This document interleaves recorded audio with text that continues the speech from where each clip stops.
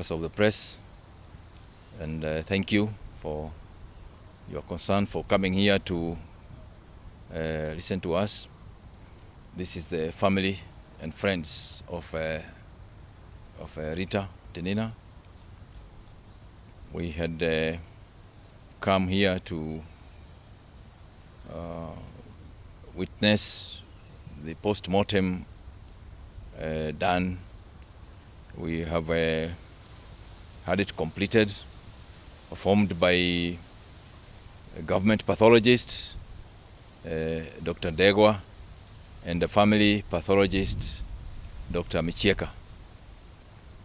The process is now complete, and we have been given the results. We have been told that the late Rita died of severe pneumonia.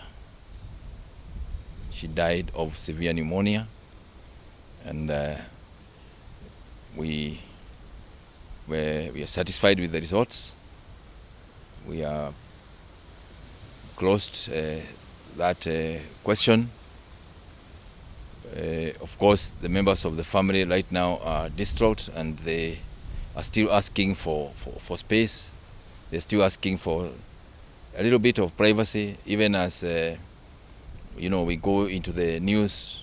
We go to it with decorum, with respect, and remembering that there is a family that is there, that has emotions and can get affected by some of the things.